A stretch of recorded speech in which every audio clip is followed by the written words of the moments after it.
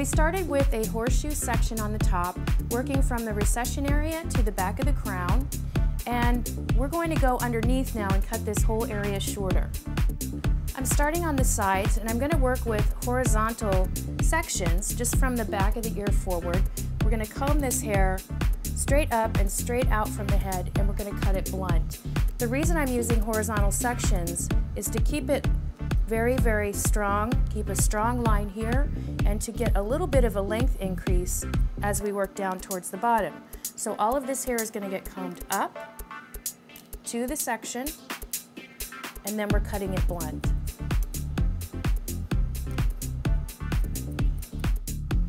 Now we're going to take a vertical section just at the back of the ear, and we're going to comb the entire side section back to that point, cutting a vertical line. So we're using the top of our section as our guide, and then we're working down towards the hairline. And what that's going to do is give us a nice short area here, pushing this length forward onto the face, and then we can then use that for our guide through the back. Next, we're going to work with vertical sections all the way through the back of the head, and we're going to be using a traveling guide so that we maintain the same amount of length and weight as we go around.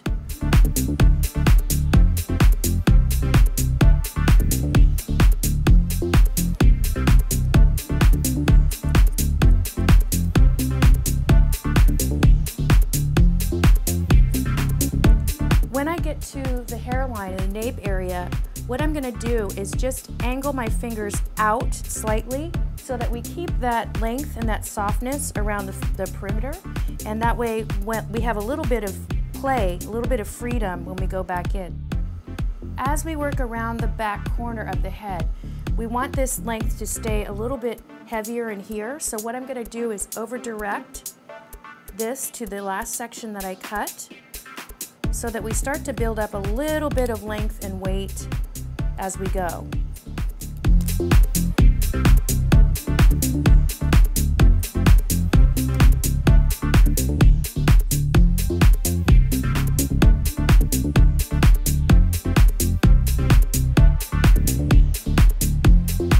I'm using my blending shears now to go in and start to break this up where we've got a slight variation in color, and because her hair is fine, we don't want to use the regular shears to do this because it would take too much away. So we changed the tool to create the amount of texture that we want to see.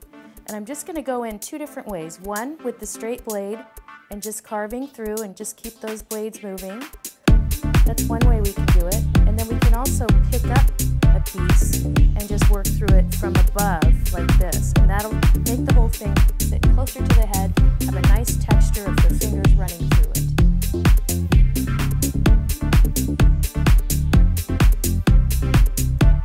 Blow dry her hair using more of her natural texture because it's kind of wild and fun. So I'm going to use Silk Bodifier from CARI in through this top section here.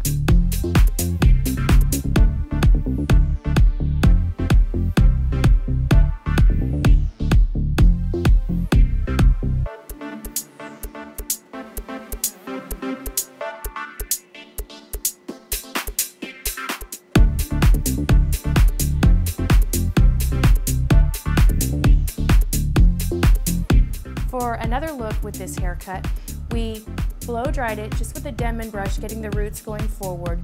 Now what I'm going to do is go in with a flat iron, and we're going to create a different texture that's got a totally different feeling than it did before. Going in at the root and just bringing that down. We want to take small sections so we keep it a nice smooth texture from roots to ends.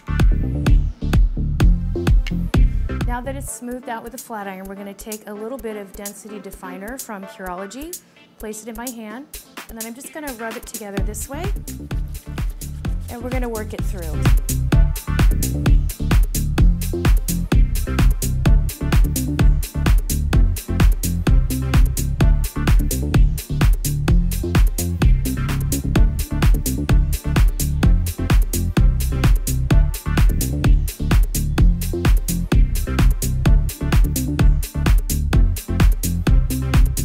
What we're going to do is use the crimping iron, the texture iron, And we're going to go in at the roots, just at the roots, and create texture there. And what that's going to do is give us lift at the root area all the way through.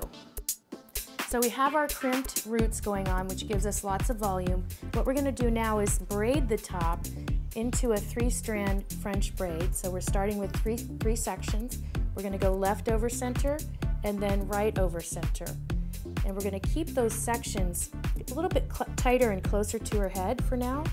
Then we're going to add to that outside piece, wrap it around the center, and then the same thing with this side. Each time adding a little bit to that outside section before we cross it over.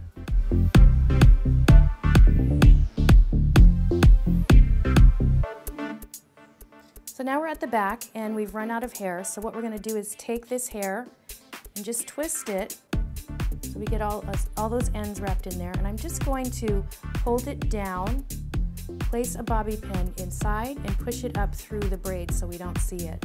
And that way we get our ends tucked in, we get it secure at the back, and that's our braid.